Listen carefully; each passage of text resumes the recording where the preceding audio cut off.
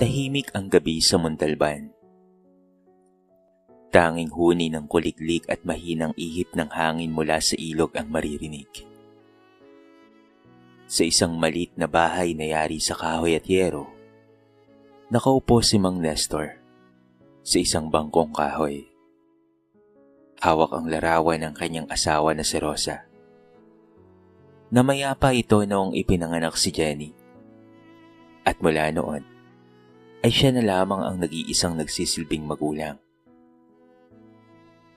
Rosa, bulong niya habang pinagmamasdan ang larawan. Pangako ko sa'yo, kahit anong mangyari, may tataguyod ko si Jenny. Hindi siya mapapabayaan. Kahit mabigat ang dibdib, matibay ang loob ni Mang Nestor. Alam niyang wala ng ibang pag-asa si Jenny kung hindi siya na lamang. Kinabukasan, muling lumuwas ng Maynila si Mang Nestor. Naiiwan si Jenny sa pangangalaga ng kanyang tsuwi na si Caroni. Isang tahimik na biyudo na matagal nang nakatira sa baryo. Si Jenny, noon ay nasa unang taon pa lamang ng kolehiyo. Ngunit puno ng pangarap. Tay, balang araw po, magiging nurse ako. Ibabalik ko lahat ng sakripisyo mo. Lagi niyang sinasabi ito bago matulog. Hawak ang maliit na cellphone na gamit nila ng kanyang ama sa pag-uusap. Sa Maynila, agad na nagtungo si Mang Nestor sa kanyang pinapasukang restaurant. Isa siyang assistant chef. Hindi man pinakamataas ang posisyon, pero sapat naman ang kita upang mapadalhan ng pera ang kanyang anak. Ngunit sa likod ng apron at ng kumukulong kaldero, tinitiis niya ang pagod at init ng kusina.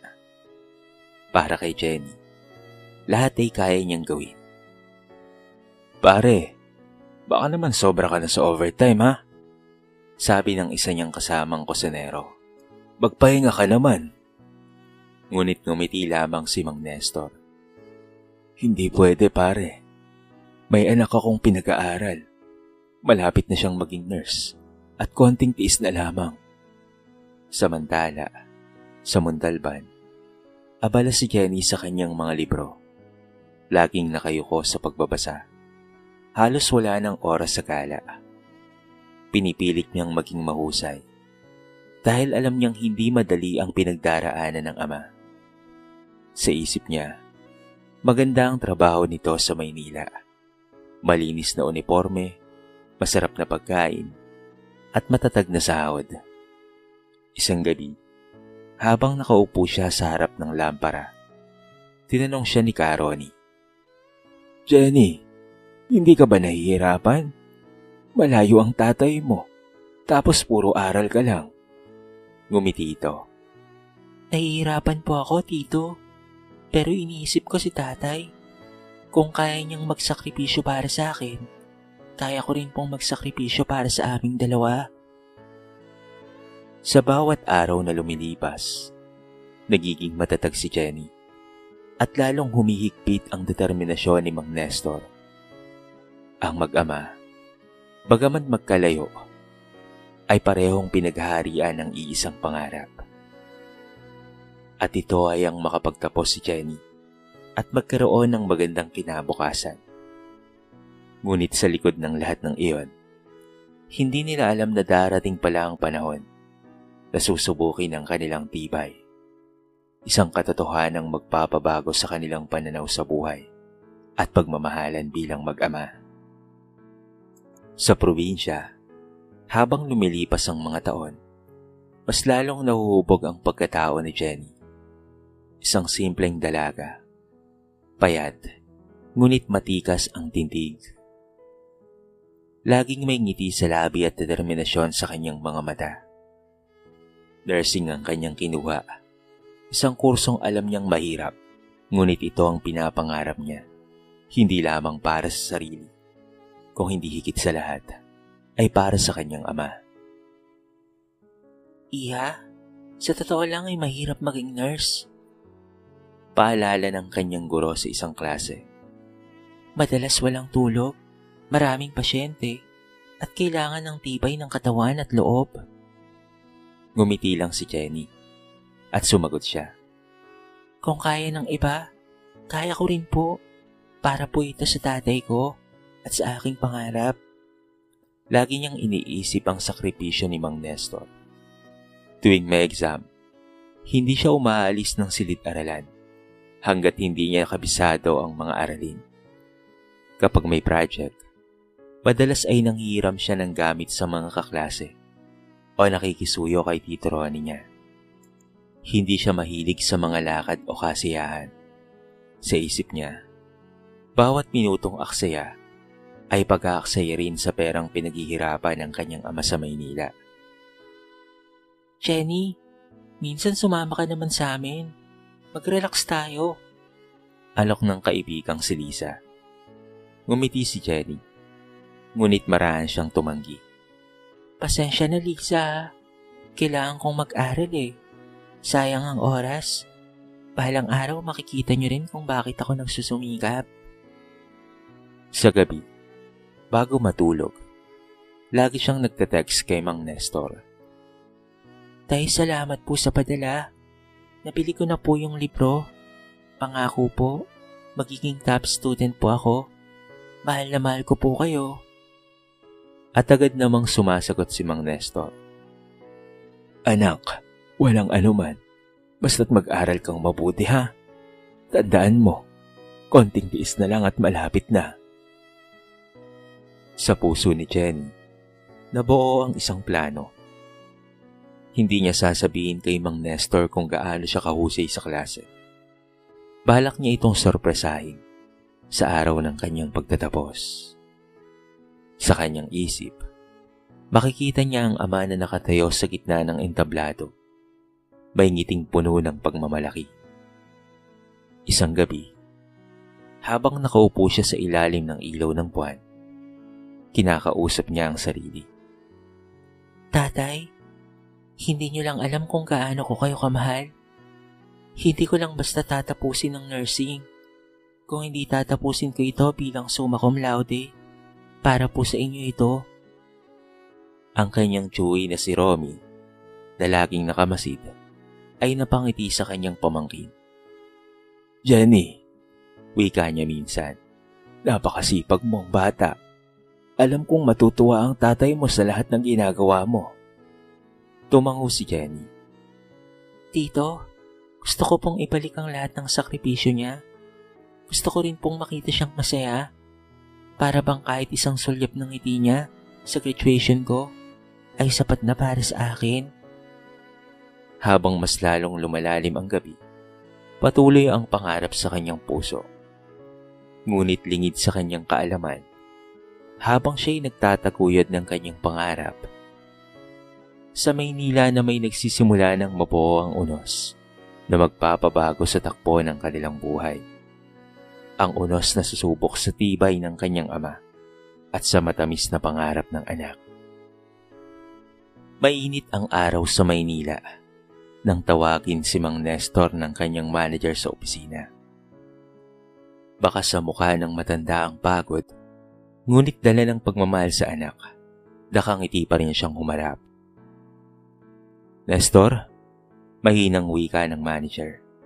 Pasensya ka na ha, pero hanggang dito na lamang muna ang serbisyo mo sa restaurant. Nalulugi na kasi tayo at hindi na rin kaya ng katawan mo ang bigat ng trabaho. Parang gumuho ang mundo ni Mang Nestor dahil sa kanyang narinig. Hindi kaagad siya nakasagot. Sa isip niya, paano na si Jenny? Paano na ang pangarap nito? Hindi siya pwedeng umuwi ng probinsya ng Bigo. Baka isipin ng anak na wala na siyang magagawa. Kaya't sa halip na umiyak o magmakaawa, ay tumango na lamang siya at mahina ang tinig na sumagot. Naiintindihan ko po.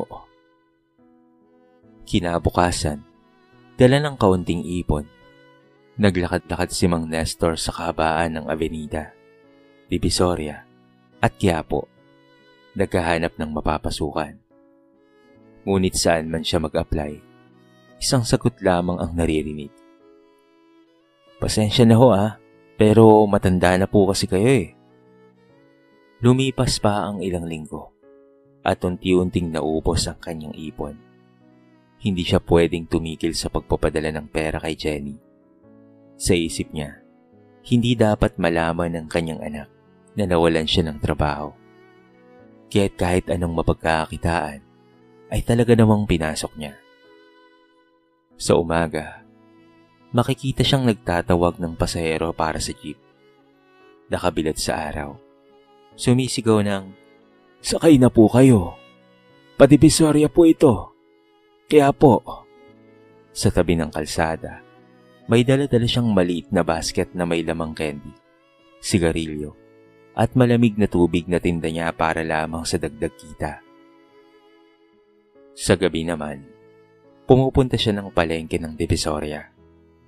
Doon ay nag-extra siyang kargador ng gulay at prutas. Kahit nananakit ang kanyang likod, kahit nanginginig ang kanyang tuhod, hindi siya sumusuko. "Kaya ko to. Kakayanin ko para sa anak kong si Jenny." Lagi niyang bulong sa sarili. Hindi niya sinasabi sa kanyang anak ang kanyang sitwasyon, sapagkat ayaw niyang mag-alala ito. Sa kawalan ng matitirhan, natutulog na lamang siya sa isang kariton sa gilid ng palengke. Kapag umuulan, ay nababasa siya. At kapag tag-init, halos masunog ang kanyang balat. Ngunit sa bawat gabi ng gutom at pagod, lagi niyang iniisip ang ngiti ng kanyang anak. Samantala, sa probinsya, masigla at puno ng pag-asa si Jenny. Hindi niya alam na sa mga oras na yon, ang tatay na ipinagmamalaki niya bilang chef ay pawisan, maitim, at halos magmakaawa sa mga pasahero. Sa isip-isip ni Jenny, paginhawa at matatag ang trabaho ng kanyang ama sa Maynila. Kaya naman mas lalo siyang nagsusumikap sa pag-aaral at mas lalo siyang nagpapasalamat sa bawat padalang pera na galing sa pawis at hirap ng kanyang tatay. Ngunit sa puso ni Mang Nestor ay mayroong takot. Hanggang kailan ko kaya kakayanin? Tanong niya sa sarili habang pinupunasan ng pawis sa noo. Alam niyang darating ang araw na baka hindi na siya makapagpadala. At kapag nangyari ang bagay na yon, ay paano na si Jenny? Habang patuloy ang gabi, patuloy ring bumibigat ang pasa ni Mang Nestor. Isang lihim na ayaw niyang malaman ng kanyang anak. Isang katotohanan na kalaunan ay siyang magpapaluha kay Jenny at magpapabago sa lahat ng kanilang pinapangarap. Lumibas ang mga buwan at lalo pang tumindi ang hirap na dinaranas ni Mang Nestor sa Maynila. Halos wala na siyang pahinga. Sa umaga, nakatayo siya sa gilid ng kalsada, nag-aalok ng malamig na tubig at candy. Ang balat niya ay mas lalo pang umitim sa init ng araw. Kapag gabi naman, sa Divisoria siya namamalagi, buhat-buhat ng sako ng gulay na halos kasing bigat ng kanyang katawan. Isang gabi, matapos ang maghapong pagbubuhat, napaupo siya sa gilid ng kariton na nagsisilbing higaan. "Diyos ko," bulong niya. "Konting tiis na lang. Matatapos na si Jenny. Huwag niyo pong hayaang bumigay ako." Napaluha siya, ngunit agad ring pinunasan ng pisngi. Ayaw niyang masanay sa luha. Para kay Jenny, dapat siya'y manatiling matatag. Doon sa kalsada, nakilala niya ang ilang ring katulad niyang nagtitinda at namamasukan. Si Aling Bebet na nagbebenta ng turod, si Mang Tomas na kargador din, at si Boyet na batang palaboy na nagtitinda ng basahan. Sa kanila, nakatagpo siya ng kaunting aliw. "Nestor, bakit hindi ka na lamang umuwi sa probinsya?" tanong ni Mang Tomas isang gabi. Ngumiti siya, kahit hapong-hapo. "Ay, hindi pwede pare. Konti na lang at magtatapos na ang anak ko. Kung uuwi naman ako ngayon, baka masira lang ang lahat ng pinaghirapan ko." Tahimik na napailing si Mang Tomas. Batid niyang mabigat ang pasa ng kaibigan. Ngunit ramdam din niya ang tibay ng loob nito. Samantala, sa probinsya, si Jenny ay lalong lumalapit sa kanyang pangarap. Lagi siyang top sa klase. Pinupuri siya ng mga guro. Hinahangaan ang mga kaklase. Sa bawat karangalan, iniisip niya ang ama. Tay, sana naririnig niyo ako. Ginagawa ko po ito para sa inyo. Sa mga kaibigan niya, lagi niyang ipinagmamalaki. Ang tatay ko ay isang chef sa Maynila. Kaya kahit gaano kahirap ang buhay, hindi niya ako pinapabayaan. Ang mga kaklase niya ay humahanga at nagsasabing, Buti ka pa, Jenny. May tatay kang napakasipag. Ngiti lamang ang isinasagot niya. Hindi niya alam na ang pinagmamalaki niyang imahe ay taliwas pala sa katotohanan. Isang gabi, habang hawak ang patala ng tatay, kinausap siya ng kanyang tito Romy. Jenny, nakikita ko ang tatay mo noon pa. Hindi siya madaling sumuko. Pero anak, tandaan mo ha. Minsan, hindi lahat ng ipinapakita ng magulang ay ang totoong kalagayan nila. Minsan, mas pinipili nilang magpanggap na matatag para lamang hindi tayo mag-alala. Nagulat si Jenny sa sinabi ng chewing, ngunit agad siyang ngumiti. Alam ko po, tito. Pero kilala ko po si tatay. Wala po siyang tinatago sa akin. Sa Maynila, mag-isa sa dilim, humihiga si Mang Nestor sa malamig na semento. Masakit ang katawan, ngunit sa isip niya ay malinaw ang larawan. Si Jenny, nakasuot ng toga, masayang nakangiti.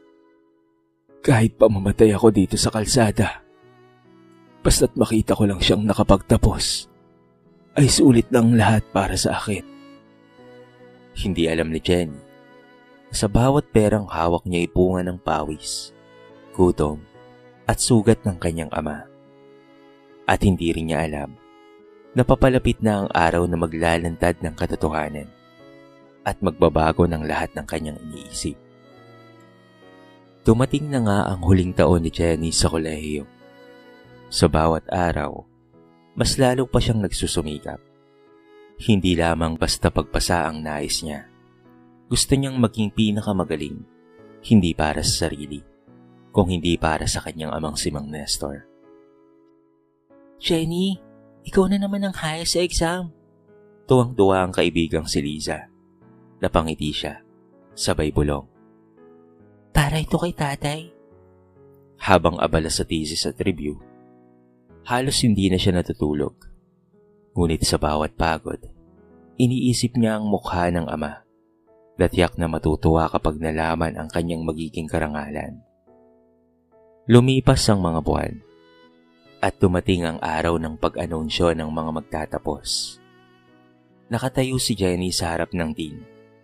Nanginginig ang kamay nang marinig ang kanyang pangalan.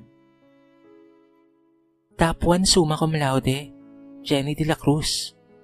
Hagalpak ang palakpakan ng buong silid. Ang mga kaklase ay tuwang-tuwa at halos maiyak ang kanyang mga guro. Samantalang si Jenny, nakatitig sa diploma at sa medalya. Isang tao lang ang nasa isip niya. Ito ay si Mang Nestor. Hindi lang ako basta nakapagtapos, tay. Bulong niya sa sarili. Kung hindi summa cum laude pa, sa wakas, may pagmamalaki ko na rin kayo. Naging abala si Jenny sa paghahanda para sa araw ng graduation.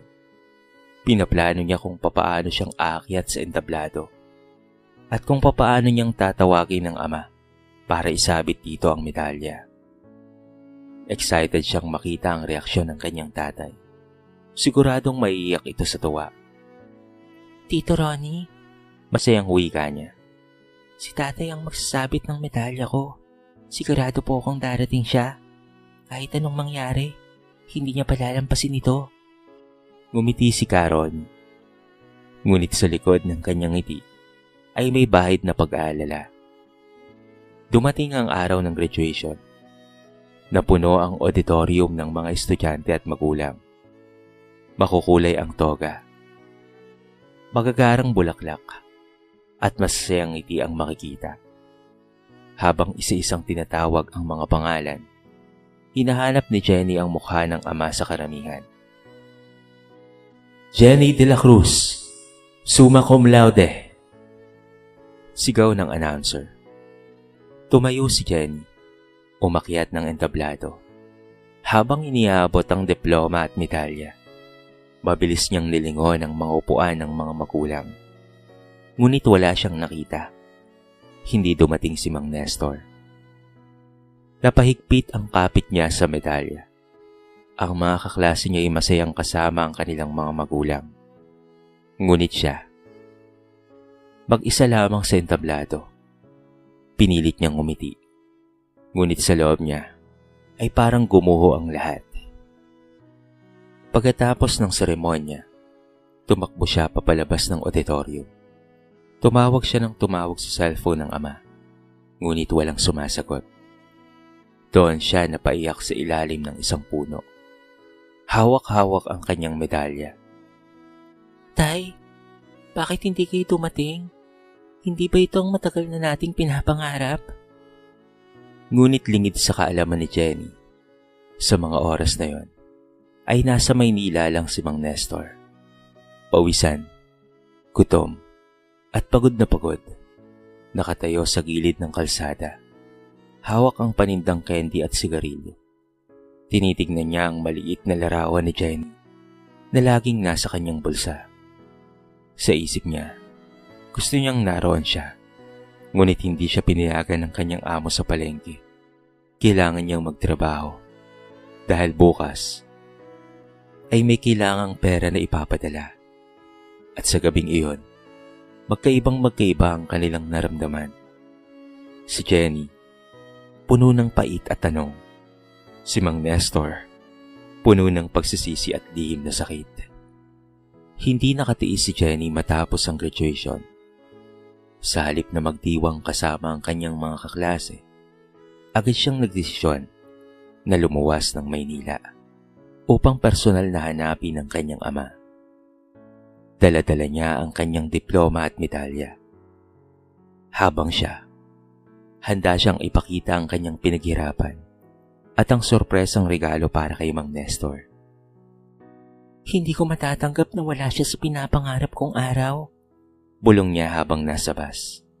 Kailangan kong malaman kung ano ang nangyari sa tatay ko.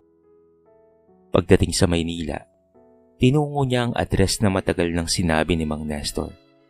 Ang dating restaurant na pinagtatrabahuan nito. Ngunit laking gulat niya nang sabihin ng isang tauhan doon na matagal nang wala si Mang Nestor dito. 3 taon na mula nang umalis siya. Nang malaman ito ni Jenny, para siyang binuhusan ng malamig na tubig. Hindi po maaari. Araw-araw po siyang nagpapadala ng pera sa akin. Chef po siya dito, hindi ba? Umiling ang isang tauhan. Hindi na, Iha. Di ko na alam kung nasaan siya nagpunta. Matagal na siyang tinanggal dito. Kinabahan si Jenny. Naglakad siya ng naglakad sa paligid ng Maynila. Hawak ang maliit na bag.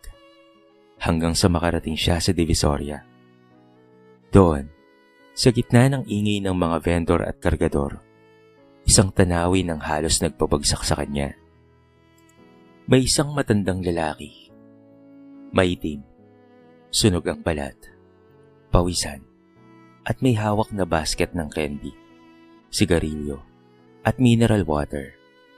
Habang sumisigaw ito ng, "Tubig! Malamig na tubig! Bili na ho kayo!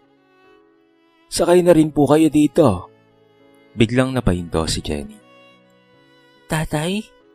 Bulong niya. Halos hindi lumalabas ang boses. Lumapit siya. Nanginginig ang tuhod. Hindi siya makapaniwala sa kanyang nakikita. Ang tatay na lagi niyang ipinagmamalaki bilang chef. Ngayon ay nakatayo sa gilid ng kalsada. Isang simpleng tendero.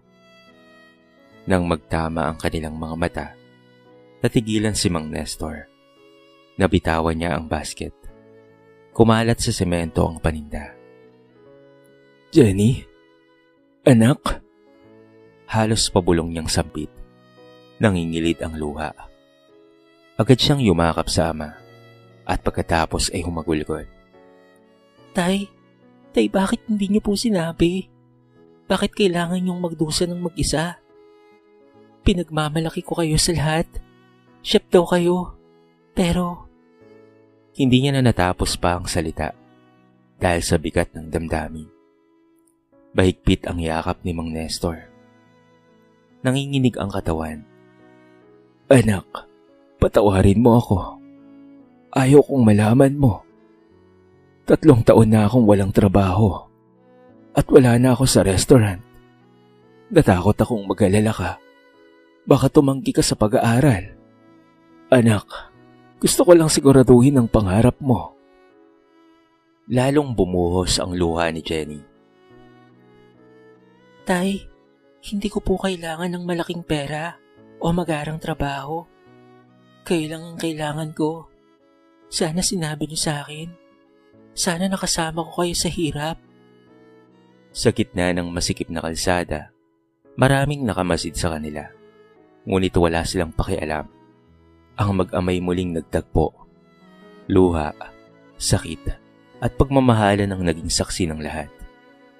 Hawak-hawak ni Jenny ang kanyang medalya.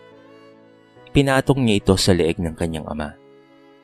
Tay, ito po ang bunga ng lahat ng sakripisyo niyo para sa akin. Hindi ko ito tagumpay lang, kung hindi tagumpay nating dalawa. At doon, unang beses na humagulgol ng malakas si Mang Nestor sa harap ng kanyang anak. Sa wakas wala na siyang kailangan pang itago. Pagkatapos ng kanilang muling pagkikita sa Divisoria, hindi na pinayagan ni Jenny na mag-isa pa si Mang Nestor sa Maynila. Agad niya itong isinama pa uwi sa probinsya. Sa biyahe pa lamang, hindi mapigilan ng dalaga ang pagtulo ng luha habang nakatingin sa amang nakatulog sa kanyang balikat. Hapong-hapo sa mga taong tiniis na paghihirap. Pagdating nila, sinalubong sila ni Tito Ronnie niya. Nagulat ito sa itsura ng kanyang kapatid. Sobrang itim ng balat, payat at halatang nangihina. Ngunit higit pa sa lahat, ramdam niya ang bigat na dinanas ng kapatid. "Nestor," wika niya, "bakit hindi ka man lang nagsabi? Dapat ako na lamang ang tumulong sa iyo." Ngumiti si Mang Nestor. Mahina ang boses. "Ayokong maging pabigat sa iyo, Kuya Romy. Gusto ko lang namang makita si Jenny na makapagtapos ng pag-aaral." Niyakap muli ni Jenny ang ama. Tay, hindi niyo kailangang magtiis mag-isa. Tapos na po ako. Ako naman po ang bahala sa inyo. Ilang linggo matapos ang graduation, agad na nakahanap si Jenny ng trabaho bilang nurse sa isang pribadong ospital. Sa unang sahod niya, ipinaghandaan niya ng simpleng salo-salo ang pamilya at ang mga kaibigan. Doon niya ipinakilala si Mang Nestor hindi bilang isang tindero o kargador, kung hindi bilang pinakamahalagang tao sa kanyang buhay. Kung hindi dahil kay tatay, wala ako rito ngayon. Maluha-luha niyang pahayag sa gitna ng pagtitipon. Siya ang tunay na bayani ng buhay ko. Habang tumatagal, unti-unti na rin gumaganda ang kanilang buhay. Pinag-ipunan ni Jenny ang isang maliit na lote sa kanilang baryo. Doon, nagtayo sila ng isang maliit na klinika na pinangalanan nilang Rosa Health Center bilang alaala sa yumaong ina. Libre ang serbisyo para sa mga mahihirap at abot kaya naman para sa iba. Si Jenny ang nagsilbing head nurse at si Mang Nestor, kahit matanda na, ay masayang tumutulong sa pag-aasikaso ng mga pasyente, kahit sa simpleng paraan. "Anak, hindi ko akalain na mararanasan ko pa ang ganitong ginhawa," sabi ni Mang Nestor, isang gabi habang magkatabi silang nakaupo sa harapan ng bagong klinika. "Akala ko ay matatapos ako sa Maynila nang walang silbi." Ngumiti si Jenny at maigpit na hinawakan ang kamay ng ama. Tay, wala pong sakripisyong walang kabuluhan. Kung hindi po dahil sa inyo, hindi ko po ito mararating. Ang tagumpay ko ay tagumpay niyo po. Mula noon, naging inspirasyon ang kanilang kwento sa buong bayan. Ang mga kapitbahay ay humahanga kay Jenny, hindi lamang sa kanyang talino, kung hindi sa kanyang malasakit at pagmamahal sa ama. At si Mang Nestor, na minsan ay natutulog lamang sa kariton sa gilid ng kalsada, ngayon ay natutulog na sa sarili nilang tahanan. Hindi na mag-isa, kung hindi kasama na niya ang kanyang minamahal na anak, na inaalay ang lahat para sa kanya. At sa bawat paglipas ng araw, tuwing nakikita ni Jenny ang kanyang ama na nakangiti, batid niya, natupad na ang kanyang pangarap. Hindi lamang ng maging isang nurse, kung hindi ang maiahon sa ginhawa ang amang walang pagod na nagmahal sa kanya. Lumipas ang ilang taon, at tuluyan nang nagbago ang takbo ng buhay ni Jenny at Mang Nestor. Ang dating dalagang nakikitara lamang sa tiyuhin at nagsusumikap magtapos, ngayon ay isa ng kilalang nurse na nakapagtatrabaho hindi lamang sa lokal na ospital, kung hindi maging sa ibang bansa. Ngunit sa lahat ng oportunidad na dumating, nanatili siyang matatag sa pangakong hindi niya iiwan ang kanyang ama. Ang Rosa Health Center na itinayo nila ay unti-unting lumago sa tulong ng mga donasyon at suporta mula sa komunidad. Naging isa itong pangunahing lugar ng kalinga para sa mga mahihirap na pasyente sa kanilang bayan. Hindi lamang si Jenny ang nagbigay ng serbisyong medikal, kung hindi nagsanay rin siya ng mga kabataang nais maging nurse. Para kay Jenny, ito ang kanyang paraan ng pagbabalik at pasasalamat sa lahat ng biyayang natamo. Samantala si Mang Nestor ay madalas makitang nakaupo sa harap ng klinika. Nakangiti habang pinagmamasdan ng mga taong dumarating upang magpatingin at magpagamot. Hindi na siya kailangang magbuhat ng mabibigat na gulay sa divisorya. Hindi niya na kailangang magtinda ng candy sa kalsada. At higit sa lahat, hindi niya na kailangang magtiis ng gutom at magpagod mag-isa. Sa halip, bawat araw ay puno ng kasiguraduhan na ang kanyang anak ay ligtas at matagumpay at maligaya. May mga doktor na tumutulong sa kanila, kaya naman walang problema sa gamutan. Isang gabi, habang nagkakape silang mag-ama sa balkonahe ng kanilang tahanan, natanaw nila ang maliwanag na buwan. Tahimik na nagtanong si Mang Nestor, "Anak, sulit ba ang lahat ng sakripisyo ko?" Paigpit na hinawakan ni Jenny ang kamay ng kanyang ama. Tay, hindi ko po kayang sukatin ang halaga ng ginawa niyo para po sa akin. Kung hindi dahil sa inyo, wala po ako rito. Lahat ng tagumpay ko ay sa inyo ko po inaalay. At higit sa lahat, sulit na sulit dahil kasama ko po kayo. Napaluha si Mang Nestor. Sa wakas, lahat ng sakit, gutom, at hirap na pinagdaanan niya sa Maynila ay nagkaroon lahat ng kabuluhan. Hindi lamang niya naitaguyod ang kanyang anak, kung hindi nakita niya rin itong magtagumpay, hindi lamang para sa sarili, kung hindi para na rin sa iba. Dito na po nagtatapos ang ating maiksing kwento sa araw na ito. Sana po ay nagustuhan nyo at kinapulutan nyo ng maraming aral. Kayo mga kabarangay, anong masasabi nyo sa ating kwento? I-comment nyo naman sa baba ang inyong mga reaksyon at babasahin natin ang lahat ng yan. I-comment nyo na rin kung taga saan kayo para naman malaman ko kung hanggang saan nakaabot ang video na ito. Paki-like and share na rin ang ating kwento para mapakinggan na rin ng iba. At kung bago ka pa lamang sa ating channel, baka naman pwedeng pakihit ang subscribe button at bell notification button para palagi kang updated sa mga bago nating upload na katulad nito. So paano mga kabarangay? Hanggang sa muli. Thank you so much and peace out.